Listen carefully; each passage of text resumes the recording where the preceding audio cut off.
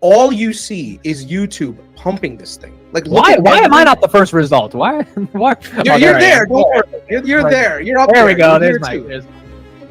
But all you're seeing is this hype around this company. All, like, literally, it's nothing to do with their product. It's all the stock. It's all stock related things, man. Every single thing that you look at, it's no one really cared to talk about Palantir when it was in the dumps at 6, 7, 8. Now suddenly everyone loves Palantir at all times highs, and you see constant videos being created. Yeah, I'll tell you something absurd that could be controversial, but I believe that the hype that there is now on YouTube, on social, actually increases the value of the business. The reason to stay away from the stock is because it's being pumped by content creators. So what do you have to say in regards to that?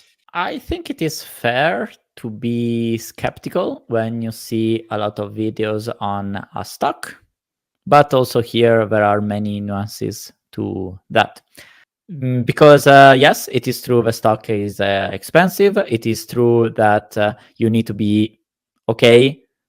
Are people talking with a deep understanding, like Amit, or they're just throwing in numbers and oh, this is the next stop to buy because blah blah blah. So you need to be very careful to who you listen to.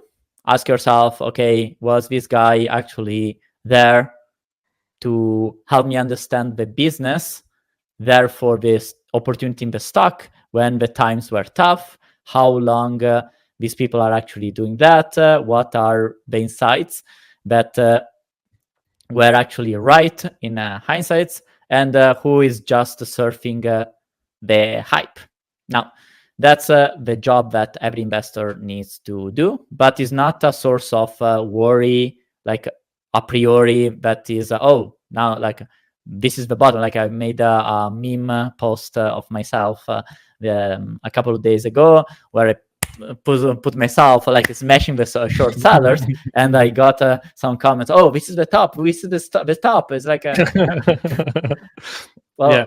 We often joke about like when people start posting their returns, then we're at the top.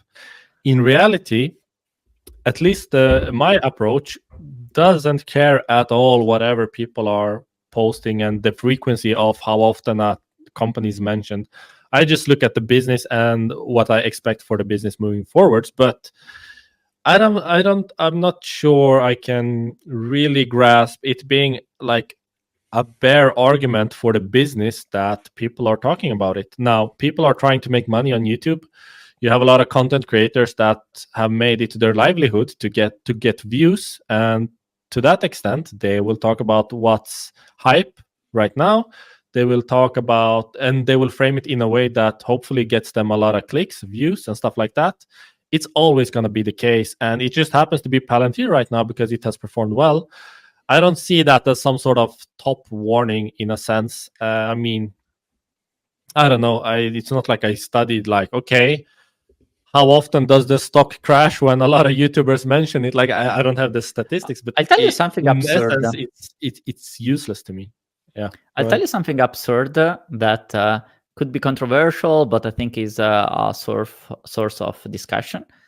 I believe that the hype that there is now on YouTube, on social, actually increases the value of the business, because that's pure advertising for free.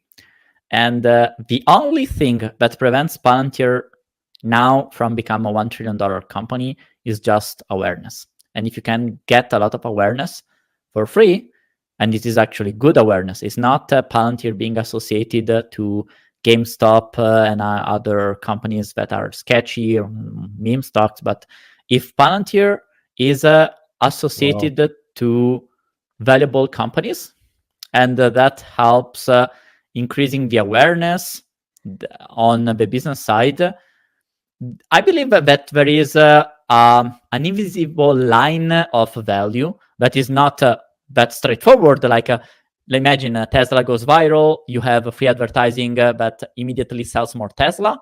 But for a company like Palantir, having the brand, the recognition that you are a company in the same league of NVIDIA, that creates more brand.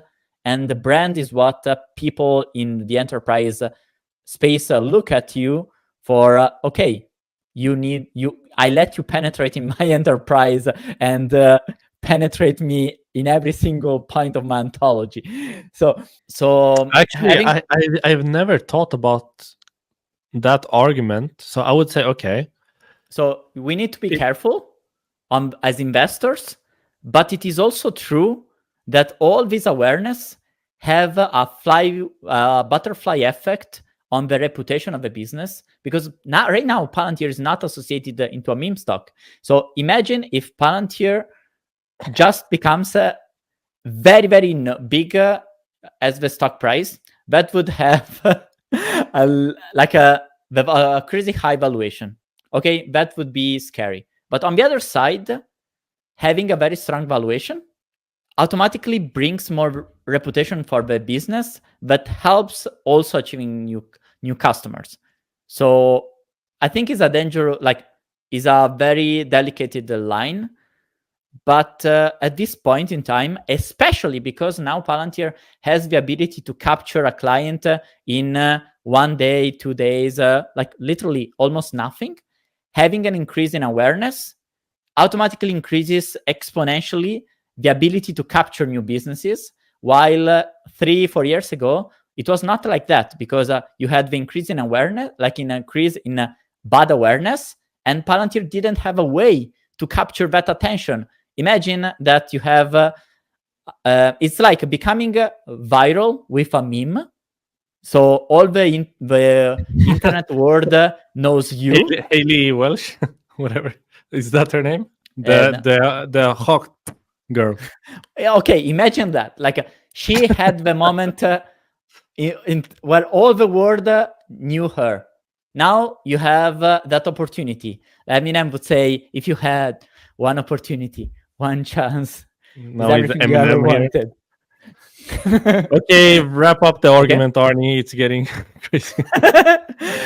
Okay, so if you are a meme, everybody knows you, but you don't have the ability to capture that visibility, transforming that into immediate revenues. That's a wasted opportunity. If you become viral and you're already set to monetize heavily to capture, essentially it's transforming visibility into value. And now Palantir can do that. And that's something that people from the social world, like us, I would include you as a content creator, can understand better than analysts. So that's a lot of value that Palantir now can capture. If you are at 2 billion revenues, it is harder to grow than when you were $1 billion revenue. That is generally true for an average legacy business dependent on physical products. That is typically true.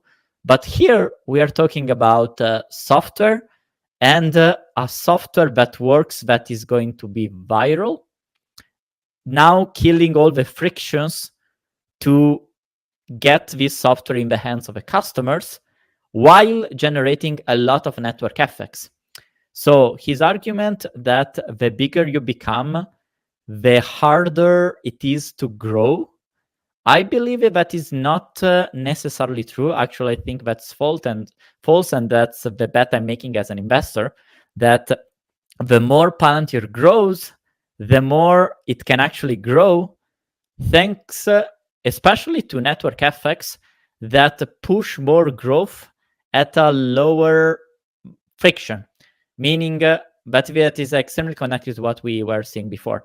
If now Palantir has a big brand recognition, and we see that from all the possible angles, from socials, from TVs, from network, so from very specific tech newsletters, like Tech Trackery is literally the best tech newsletter in the world.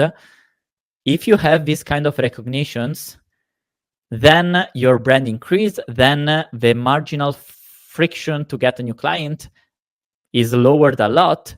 That actually helps your business to keep growing.